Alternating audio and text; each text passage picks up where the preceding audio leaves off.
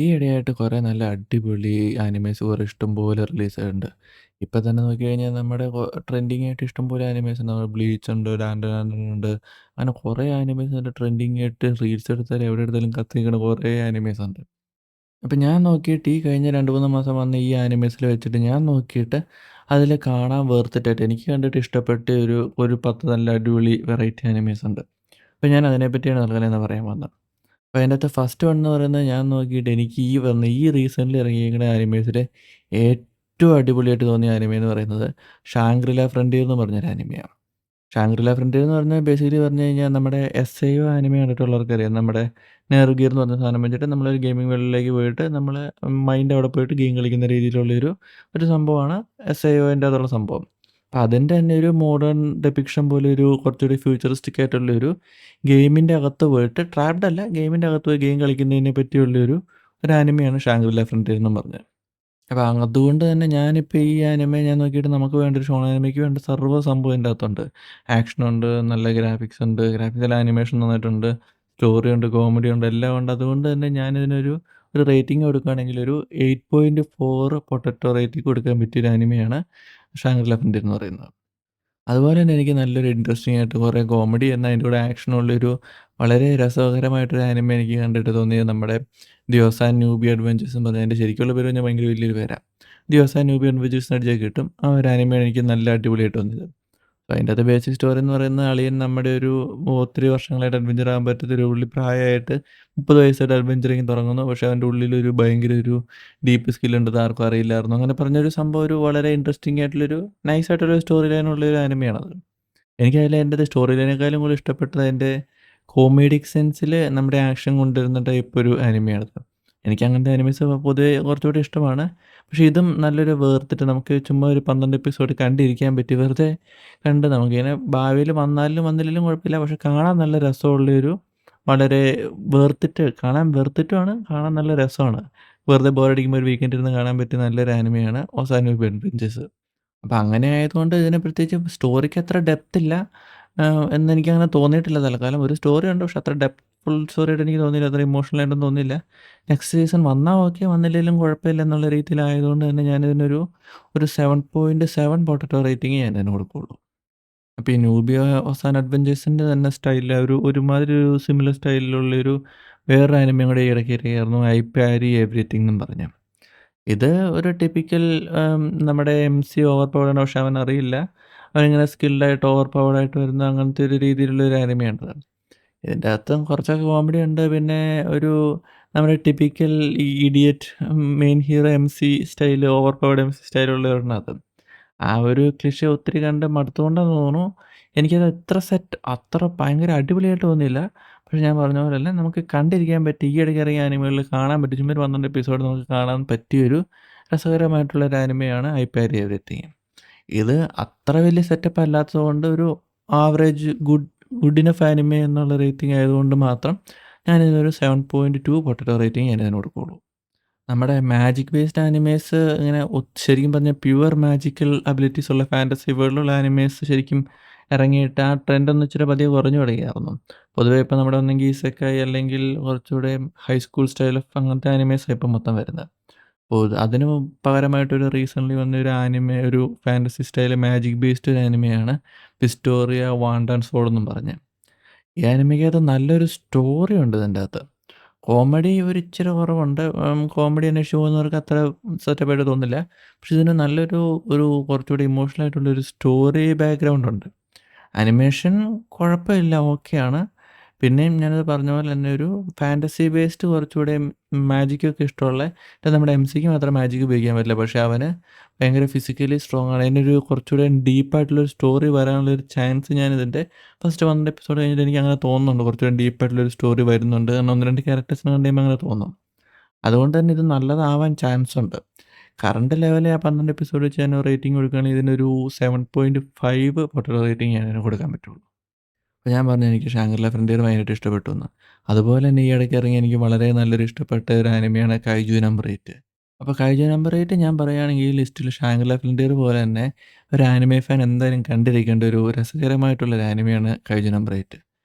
ഇതിൻ്റെ അകത്ത് ശരിക്കും ഒരു ഫാന്റസിയാണ് നമ്മുടെ കൈജു എന്ന് പറഞ്ഞ ക്രീച്ചേഴ്സ് അറ്റാക്ക് ചെയ്യുന്നു. നമ്മുടെ എംസിക്ക് അവനെ ഒത്തിരി നോക്കിയിട്ട് നടക്കാൻ പറ്റില്ല. അപ്പോഴൊക്കെ ഒരു കൈജു വന്ന് അവന് അബിലിറ്റി കിട്ടുന്നു. പിന്നെ അവൻ ഭയങ്കര സ്ട്രോങ് ഓവർ പവർഡ് കൈജു ആവുന്നു.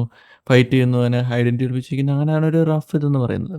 പക്ഷേ ഇതിൻ്റെ അത് ഞാൻ പറഞ്ഞ പോലെ തന്നെ നല്ല കോമഡി ഉണ്ട്. നല്ല രസകരമായ ഒരു സ്റ്റോറി ലൈൻ ഉണ്ട്. നല്ല ആക്ഷൻ സീക്വൻസ് നല്ല അടിപൊളി ആക്ഷൻ സീക്വൻസുകളുണ്ട്. അതുകൊണ്ട് ഞാൻ പറയുകയാണെങ്കിൽ ഈ ഇറങ്ങിയേക്കുന്ന ആനിമേസ് ഒരു ടോപ്പ് 3 പറയുകയാണെങ്കിൽ അതിൻ്റെ അകത്ത് ഒരെണ്ണം കൈജു നമ്പർ 8 ആയിരിക്കും. അതുകൊണ്ട് തന്നെ ഞാനിതിനൊരു 8.2 പൊട്ടറ്റോ റേറ്റിംഗ് കൊടുക്കാൻ പറ്റിയ നല്ല രസകരമായിട്ടുള്ള ഒരു ആനിമയാണ് കൈജു നമ്പർ 8. നെക്സ്റ്റ് വൺ എന്ന് പറയുന്നത് ഞാൻ പറയുകയാണെങ്കിൽ എനിക്ക് ഷാങ്ഗ്രില ഫ്രണ്ടിയറിൻ്റെ ഒപ്പം.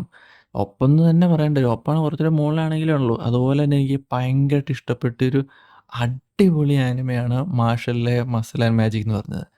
എൻ്റെ അളിയാ അതിൻ്റെ പാട്ട് നിങ്ങൾ എന്തായാലും കേട്ടിട്ടുണ്ട്. ആനിമേ ഫാൻസ് എന്തായാലും കേട്ടിട്ടുണ്ട്. മറ്റേ ബ്ലിങ് ബോങ് ബോങ് ബ്ലിങ് ബോങ് എന്ന് പറഞ്ഞ പാട്ടില്ലേ? അത് ഇതിൻ്റകത്തെ പാട്ടാ. ഇത് ശരിക്കും ഒരു ആനിമെ എന്ന സെൻസ് ട്രൂ ആനിമയാണ്. ആക്ഷൻ സീക്വൻസ് ഉണ്ട്. പിന്നെ ഒരു ബന്ധവുമില്ലാത്ത തനി പ്യുവർ ജാപ്പനീസ് സ്റ്റൈൽ കോമഡി അതിൻ്റകത്ത് വരുന്നത്. ഒരു ലോജിക്കും ഇല്ല. ഒരു ഇതും ഇല്ലാത്ത ആനിമെ എന്ന വാക്കിന് ഒരു കറക്റ്റായിട്ടുള്ള സാധനം. അതിൻ്റകത്ത് മാജിക് വേൾഡിൻ്റെ അകത്ത് അളിയൻ മസിൽ ഉപയോഗിച്ച് മാജിക്കിനെ ഫൈറ്റ് ചെയ്യുന്നത്. അതിൻ്റകത്തെ സീൻസൊക്കെ അടിപൊളിയാണ്. നമ്മുടെ ഇരുമ്പെടുത്തിട്ട് മറ്റേ ടെന്നീസ് റാക്കറ്റ് ആക്കിയിട്ടൊരു ഫൈറ്റ് ചെയ്യുന്ന ഒരു സീനൊക്കെ ഉണ്ട്. അതൊക്കെ ഭയങ്കര അടിപൊളി കോമഡി സീൻസാ. ഫൈറ്റിൻ്റെ അകത്ത് വരെ കോമഡി വരുന്ന ഞാൻ പറയുകയാണെങ്കിൽ ഇപ്പോഴത്തെ ഈ ഇപ്പോൾ വന്നേക്കുന്ന ആനിമേസിലെ ഏറ്റവും ബെസ്റ്റ് ആനിമെ റീസെൻ്റ് ആനിമേസിലെ ഏറ്റവും ബെസ്റ്റ് മാർഷലിയാന്ന് ഞാൻ പറയുള്ളൂ. അതുകൊണ്ട് തന്നെ ഞാനിതിനൊരു 4.4 അല്ല 4.45 പൊട്ടറ്റോ റേറ്റ് ഞാൻ എന്തായാലും കൊടുക്കും. അപ്പോൾ നെക്സ്റ്റ് വണെന്ന് പറയുന്നത് നമ്മുടെ ഒരു ഇസെക്കായ് ആനിമയാണ്. നമ്മുടെ ഇവിടെ ഇസെക്കായ് ഇപ്പോൾ ഭയങ്കര കോമൺ ആണ്. മിക്ക ആനിമേസ് ഇപ്പോൾ വരുന്ന ന്യൂ വൺസ് എല്ലാം ഇസെക്കായ് ബേസ്ഡുള്ള ആനിമേസാണ്. ഇസെക്കായിൽ ഇപ്പോൾ റീസെൻ്റ്ലി ഏറ്റവും ബെസ്റ്റ് ആയെന്ന് ചോദിച്ചു കഴിഞ്ഞാൽ നമ്മുടെ എമിനൻസ് ഇൻ ദ ഷാഡോ എന്നേ പറയുള്ളൂ. അത് പിന്നെ എല്ലാവരും കണ്ടിട്ടുണ്ടാവാൻ മോസ്റ്റ്ലി ലൈക്ലി ചാൻസ് ഉള്ളതുകൊണ്ട് ഞാൻ അതിനെ ലിസ്റ്റ് ആഡ് ചെയ്തിട്ടില്ല. അപ്പോൾ അതിന് പകരം വേറൊരു ഇൻട്രസ്റ്റിംഗ് ആയിട്ടുള്ള ഒരു ഇസെക്കായ് ആനിമയാണ് ഇസെക്കായ് ഷിക്കാക്കോ എന്ന് പറഞ്ഞൊരു ആനിമെ. ഇതിൻ്റെ അകത്ത് ശരിക്കും പറഞ്ഞാൽ എംസി മരിക്കാൻ വേണ്ടി എടുക്കുന്ന സൂയിസൈഡ് എടുക്കാൻ നടക്കുന്നൊരു എംസി. അളിയനെ പ്രത്യേകിച്ച് അതിൻ്റകത്തെ ഏറ്റവും വീക്കസ്റ്റ് ക്യാരക്ടർ. എല്ലാം ലെവൽ 1 ലൈഫും ഇല്ല ഒന്നുമില്ല. പക്ഷേ എന്നാൽ അളിയനെ കൊല്ലാനും പറ്റില്ല. അളിയനെ മരിക്കണം പക്ഷേ അളിയനെ എനിമീസിനെ കൊല്ലാൻ പറ്റാത്ത രീതിയിലുള്ളൊരു ഇൻട്രസ്റ്റിംഗ് ടൈപ്പ് ഓഫ് സ്റ്റോറി ലൈനുള്ളൊരു ഇസെക്കായ് ആനിമെ അത്. ഇത് ചിലപ്പോൾ എല്ലാവർക്കും അങ്ങനെ ഇഷ്ടപ്പെടണമെന്നില്ല. കാരണം ഒരു ഡിഫറെൻറ്റ് സ്റ്റൈൽ ഓഫ് ഇസെക്കായ് ആണ്. ഓവർ പവർഡ് ഹീറോ ഇല്ല. പിന്നെ ഒരു കോമഡിയും ഡാർക്ക്നെസ്സും എല്ലാം കൂടി കൂടിയൊരു വെറൈറ്റി സ്റ്റൈലാണ്. ഇതിനെങ്ങനെ പറഞ്ഞ് മനസ്സിലാക്കണമെന്ന് എനിക്കറിയാൻ പറ്റില്ല. നിങ്ങൾ വേണമെങ്കിൽ കണ്ട് നോക്കുക. കാരണം ഇത് കണ്ടിരിക്കാൻ 12 എപ്പിസോഡുകളും കുഴപ്പമില്ല. നമുക്ക് ഫുൾ ഒറ്റ ഓട്ടത്തിന് കണ്ട് തീർക്കാൻ പറ്റില്ലെങ്കിൽ ഇടയ്ക്കിടയ്ക്കായിട്ട് ഇങ്ങനെ ഇടയ്ക്കിടയ്ക്ക് ബോറടിക്കുമ്പോൾ കാണാൻ പറ്റിയൊരു ഇൻട്രസ്റ്റിംഗ് ആയിട്ടുള്ളൊരു നല്ലൊരു ആനിമയാണ് ഇസെക്കായ് ഷിക്കാഗോ. അപ്പോൾ അതുകൊണ്ട് തന്നെ ഞാൻ ഇതിനൊരു റേറ്റിംഗ് കൊടുക്കുകയാണെങ്കിൽ എനിക്കൊരു 7.1 അല്ലെങ്കിൽ 7.2 പൊട്ടറ്റോ റേറ്റിംഗ് കൊടുക്കാനേ പറ്റുള്ളൂ. കാരണം അതിനുള്ള ആനിമയേ ഉള്ളൂ തൽക്കാലം അത്. അപ്പോൾ പൊതുവേ നമ്മുടെ ഇപ്പോൾ വരുന്ന എല്ലാ അനിമേസും ഒന്നെങ്കിൽ ഭയങ്കര ഓവർ പവർഡ് അല്ലെങ്കിൽ എക്സാജറേറ്റഡ് സ്റ്റൈലിൽ മാജിക്കോ അല്ലെങ്കിൽ ടെക്നോളജി അങ്ങനെ എന്തെങ്കിലുമൊക്കെ ബേസ്ഡുള്ള അനിമേസ് ആയിരിക്കും മാറ്റുന്നത്. അപ്പോൾ ഇതിനൊക്കെ ഒരു ചേഞ്ച് ആയിട്ട് വന്നേക്കുന്ന ഒരു ആനിമയാണ് അപ്പോത്തിക്കി ഡയറീസ് എന്ന് പറഞ്ഞ ആനിമെ. ഇതിൻ്റെ അത് നമ്മുടെ മെയിൻ ക്യാരക്ടർ ഒരു പെണ്ണാണ്. പുള്ളിക്കാരത്തി ഇങ്ങനെ ഒരു ഡോക്ടർ ആവാൻ കഴിവുള്ളൊരു പഴയ ഓൾഡ് സെഞ്ച്വറി ചൈനയിലുള്ളൊരു ബേസ്ഡ് ഒരു സ്റ്റോറിയാണ്. അതിൻ്റെ അകത്ത് പുള്ളിക്കാരത്തി പല രീതിയിൽ നമ്മുടെ അവിടുത്തെ ഫ്രണ്ട്സ് പുള്ളിക്കാരത്തിനെ ഇഷ്ടപ്പെടുന്നു. പുള്ളിക്കാരത്തി കുറേ ഇൻട്രസ്റ്റിംഗ് ആയിട്ടുള്ള ബുദ്ധി ഉപയോഗിച്ച് ബാക്കിയെല്ലാവരെക്കാളും കുറച്ചുകൂടി ഒരു ലെവൽ ഹെഡഡ് തിങ് അല്ലെങ്കിൽ കുറച്ചുകൂടി കോമൺ സെൻസ് ഉള്ളൊരു ക്യാരക്ടർ എന്നുള്ള രീതിയിലാണ് ഇവളെ കാണിക്കുന്നത്. ഇതിൻ്റെ അകത്ത് ഇവള് വളരെ നല്ലൊരു സ്റ്റോറി നല്ല ഇൻട്രസ്റ്റിംഗാണ്. അപ്പോൾ ഇത് നിങ്ങൾ ആക്ഷൻ നോക്കി പോവുകയാണെങ്കിൽ ഈ ആനിമെ നോക്കരുതെന്ന് ഞാൻ പറയുള്ളൂ. പക്ഷേ ഇതിൻ്റെ സ്റ്റോറി അതിനെ മേക്കപ്പ് ചെയ്യുന്നുണ്ട്. നല്ല സ്റ്റോറിയാണ്. നമുക്ക് ഇമോഷൻസ് വരുന്നുണ്ട്. എല്ലാം കൊണ്ടും കുറച്ചുകൂടി എന്താ പറയുക ആക്ഷൻ അല്ലാത്ത സ്റ്റോറി ബേസ്ഡ് ഒരു ആനിമെ സ്റ്റൈലാണ് ഇതിൻ്റെന്ന് പറയുന്നത്. ഇതിൻ്റെ അകത്ത് യാതൊരു ആക്ഷനും ഇല്ല. കുറച്ച് കോമഡി ഉണ്ട്. എന്നാൽ സ്റ്റോറിയാണ് ഇവർ മെയിനായിട്ട് കോൺസെൻട്രേറ്റ് ചെയ്യുന്നത്. അതുകൊണ്ട് തന്നെ നല്ല സ്റ്റോറി ഉള്ളതുകൊണ്ട് ഞാനിതിനൊരു 8 പൊട്ടറ്റോ റേറ്റിംഗ് ഞാനിതിന് കൊടുക്കും. അപ്പോൾ ഫൈനൽ വൺ എന്ന് പറയുന്നത് ശരിക്കും നമ്മുടെ ഇപ്പോൾ മോഡേൺ ടൈംസിൽ വെച്ചിട്ടുള്ളൊരു ഇപ്പോഴത്തെ ട്രെൻഡ് എന്ന് പറയുന്നത് നമ്മുടെ ടോക്കിയോ റിവെഞ്ചേഴ്സ് കുറേ ഫേമസ് ആയ ഒരു സാധനമാണല്ലോ. ഫൈറ്റിംഗ് ഇടി തൊഴി. അപ്പോൾ ആ ഒരു ട്രെൻഡിൽ വരുന്ന എനിക്ക് ടോക്കിയോ റിവെഞ്ചേഴ്സിനെക്കാളും കുറച്ചുകൂടെയും ഇഷ്ടമായത് വിൻഡ് ബ്രേക്കർ എന്ന് പറഞ്ഞ പുതിയ ആനിമയാണ്. ടോക്കിയോ റിവെഞ്ചേഴ്സ് ശരിയാണ്. അതിനകത്ത് ഭയങ്കര ഒരു മറ്റേ ടൈം ലൈൻ്റെ ഒരു സ്റ്റോറിയും ബാക്ക് ഭയങ്കര സെറ്റപ്പൊക്കെ പരിപാടികളൊക്കെ ഉണ്ട്. പക്ഷേ എനിക്കത് ഭയങ്കര റിപ്പീറ്റേറ്റീവും ബോറിംഗ് ആയിട്ടും തോന്നിയത്. ഞാൻ നോക്കിയിട്ട് അതിനേക്കാളും കുറച്ചുകൂടി ഇൻട്രസ്റ്റിംഗ് ആയിട്ട് എനിക്ക് തോന്നുന്നത് വിൻഡ് ബ്രേക്കർ. അതിൻ്റെ അകത്ത് അങ്ങനത്തെ ഒരു എക്സ്ട്രാ എലമെൻ്റ് ഇവർ ആഡ് ചെയ്ത് നോക്കിയില്ല. ജസ്റ്റ് ഫൈറ്റിങ്ങിനെ ബേസ് ചെയ്തിട്ടുള്ളൊരു ഇടീനെ ബേസ് ചെയ്തിട്ടുള്ളൊരു സ്റ്റോറിയാണ്. ഹൈസ്കൂൾ പിള്ളേരുടെ ഇടി ബേസ് ചെയ്തിട്ടുള്ളൊരു ആനിമയാണ് വിൻഡ് ബ്രേക്കർ എന്ന് പറയുന്നത്.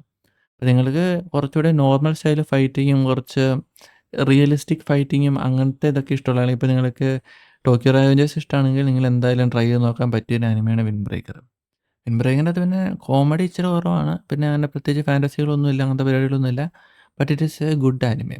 അതുകൊണ്ട് ഞാനിതിന് റേറ്റിംഗ് കൊടുക്കുകയാണെങ്കിൽ ഒരു 7.4 പൊട്ടറ്റോ റേറ്റിംഗേ ഞാനിതിന് കൊടുക്കുകയുള്ളൂ. അപ്പോൾ ചിലപ്പോൾ ഇത് ഭാവിയിൽ കൂടാം. പക്ഷേ കറന്റ്ലി ഒരു 7.4ന് വർത്തിട്ടുള്ള ഒരു ആനിമയാണ് വിൻഡ് ബ്രേക്കർ എന്ന് പറയുന്നത്.